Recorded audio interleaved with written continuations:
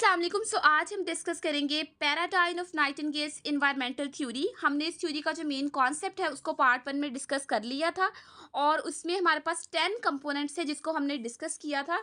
और ये बहुत एक इम्पॉर्टेंट पॉइंट है कि कोई भी थ्योरी जो है उसका पैराडाइन उसके मेन कॉन्सेप्ट पे बेस करता है। जिसको मेन कॉन्सेप्ट की समझ आ गई वो पैराडाइन खुद से भी लिख सकता है।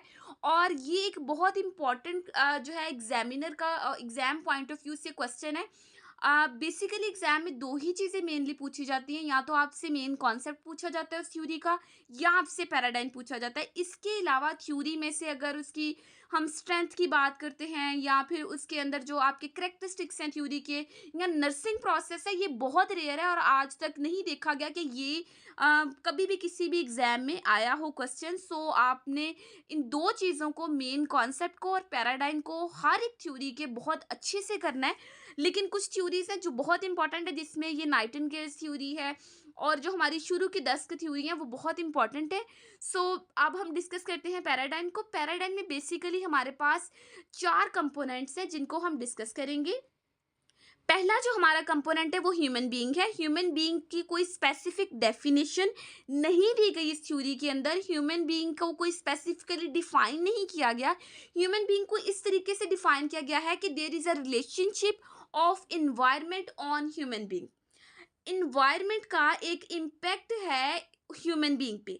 अगर तो हमारी इन्वायरमेंटल कंडीशंस अच्छी हैं तो उसका एक पॉजिटिव इम्पैक्ट होगा ह्यूमन बीइंग पे। अगर इन्वायरमेंटल कंडीशंस अच्छी नहीं है, जिस तरीके से बहुत ही ज़्यादा नॉइस है इन्वायरमेंट में और वेंटिलेशन का कोई अच्छा सिस्टम नहीं है, तो उसका एक नेगेटिव इम्पैक्ट होगा ह्यूमन बीइंग पे। इस तरीके से ह्यूमन बीइंग को डिफाइन किया गया है with the relationship of environment, और कोई स्पेसिफिक डेफिनेशन नहीं दी गई। उसके बाद अब हमारा सेकंड कंपोनेंट है, दैट इज हेल्थ। हेल्थ किस तरीके से मेंटेन रहती है? हेल्थ मेंटेन रहती है जब हम अपने इन्वायरमेंटल फैक्टर्स को कंट्रोल करते हैं। जब हम अपने उन फैक्टर्स को, जिस तरीके से नॉइस है, अब हम नॉइस को अगर कंट्रोल करेंगे, नॉइस नहीं होगा। अगर पेशेंट सो रहा है तो पेशेंट डिस्टर्ब नहीं हो रहा, कोई शोर नहीं है इन्वायरमेंट में, बहुत क्वाइट और काम इन्वायरमेंट है, वहाँ पे वेंटिलेशन का अच्छा सिस्टम है, टेम्परेचर कंट्रोल किया हुआ है। तो यहाँ जब हम इन्वायरमेंटल कंडीशंस को कंट्रोल करते हैं तो इस वजह से हमारी हेल्थ पे एक पॉजिटिव इफेक्ट आता है। हेल्थ सिर्फ ये चीज़ नहीं है कि एक पर्सन कितना वेल है, बल्कि इसमें ये भी चीज़ आ जाती है कि पर्सन कितना कैपेबल है कि वो यूज़ कर सके अपनी कैपेबिलिटीज़ को, अपनी जो उसके पास बाय बर्थ उसका जो इम्यून सिस्टम है उसको वो कितना यूज़ कर सकता है। हेल्थ इस चीज़ का नाम भी है। उसके बाद अब हमारे पास है इन्वायरमेंट, जो कि इस थ्योरी का मेन कॉन्सेप्ट, इस थ्योरी का फंडामेंटल कंपोनेंट। बल्कि अगर आप इस पूरी थ्योरी के नेम को देखो, that is nightingales environmental theory. तो थ्योरी ही सारी की सारी इन्वायरमेंट पे बेस करती है। तो इसके अंदर बेसिक बात ही इन्वायरमेंट की गई है।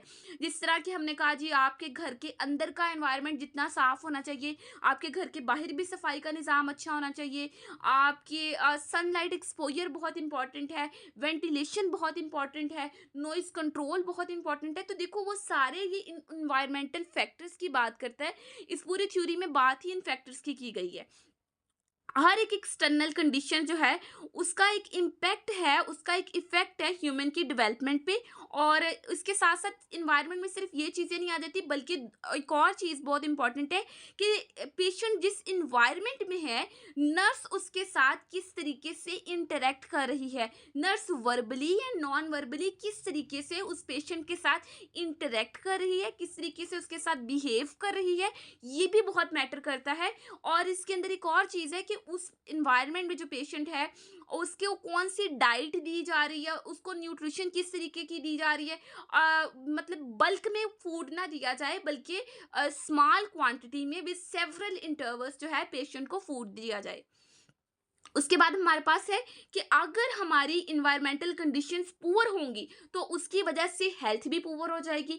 अगर देखो पर्सन, जो पेशेंट है, उसकी पर्सनल क्लीनलीनेस का ख्याल नहीं रखा जाएगा तो उसकी वजह से उसकी हेल्थ क्या हो जाएगी, उसकी हेल्थ पुअर हो जाएगी और उसको डिजीज़ होने के चांसेस इंक्रीज हो जाएंगे। जब हम अपनी इन्वायरमेंट को इम्प्रूव करेंगे, इन्वायरमेंट के अंदर वेंटिलेशन अच्छी होगी, इन्वायरमेंट के अंदर नॉइस नहीं होगा, इन्वायरमेंट के अंदर अंदर सफाई का अच्छा ख्याल रखा जाएगा। इन्वायरमेंटल कंडीशंस जब इम्प्रूव होंगी तो हेल्थ आउटकम्स क्या हो जाएंगे, वो भी इम्प्रूव हो जाएंगे। उसके बाद हमारे पास है नर्सिंग। तो नर्सिंग का क्या रोल है अकॉर्डिंग टू दिस थ्योरी, वो ये है to provide the fresh air. Patient को fresh air, oxygen rich air जो है वो प्रोवाइड करना, ये नर्सिंग का रोल है। सनलाइट से एक्सपोजर करवाना, ये नर्सिंग का रोल है। उस जगह, जिस जगह पेशेंट है उस जगह के टेम्परेचर को मेंटेन रखना, ये नर्सिंग का रोल है। उस जगह पे खामोशी हो और उसके साथ साथ उस पेशेंट को प्रॉपर डाइट देना, उसकी कंडीशन के अकॉर्डिंग उसको डाइट देना, ये नर्सिंग का रोल है। जब बेस्ट पॉसिबल इन्वायरमेंटल कंडीशन होंगी तो उसकी वजह से हेल्थ पे इफेक्ट भी पॉजिटिव होगा, हेल्थ पे इफेक्ट भी जो है वो बहुत ही ज़्यादा बेस्ट होगा। सो ये था हमारा पैराडाइम। और इस ये पूरे का पूरा पैराडाइम, जब आप इस पैराडाइम को पढ़े, इससे पहले आप पार्ट वन को ज़रूर देखें। पार्ट वन में हमने 10 कंपोनेंट्स को डिस्कस किया है। जब आपको उन कंपोनेंट्स की समझ आ जाएगी तो आपको ये पैराडाइम करना बहुत ही ज़्यादा इजी लगेगा। और जो आगे इसका है दूसरे दो तीन कंपोनेंट, जिस तरीके से नर्सिंग प्रोसेस है और उसके बाद करेक्टरिस्टिक्स है थ्योरी की, और स्ट्रेंथ एंड लिमिटेशंस डिस्क्राइब की गई हैं बीटी की बुक में इस पूरी थ्योरी की। तो स्ट्रेंथ और लिमिटेशन से तो आज तक कभी क्वेश्चन आया नहीं, उसको आपने वैसे एक दफ़ा रीड कर लेना है। उसके बाद अगर हम बात करें करेक्टरिस्टिक्स की, तो करेक्टरिस्टिक्स ऐसे स्पेसिफिक थ्योरी की नहीं आती। करेक्टरिस्टिक्स आपके जो यूनिट नंबर 1 जो कि इंट्रोडक्शन टू नर्सिंग थ्योरी है, आपने जस्ट वहाँ से करनी है। और वहाँ से जब आप इसे करेंगे तो ये बहुत ही इंपॉर्टेंट क्वेश्चन है, लेकिन आपने इसे यूनिट नंबर 1 से करना है। हर एक थ्योरी के अंदर जो करेक्टरिस्टिक्स डिस्क्राइब की गई हैं उसको वहाँ से नहीं करना। उसके बाद हमारे पास आ जाता है जी नर्सिंग प्रोसेस। तो नर्सिंग प्रोसेस को हम नेक्स्ट पार्ट में डिस्कस करेंगे। अगर आपको इस लेक्चर की बहुत अच्छे से समझ आई होगी, so kindly do like, share and subscribe to my YouTube channel.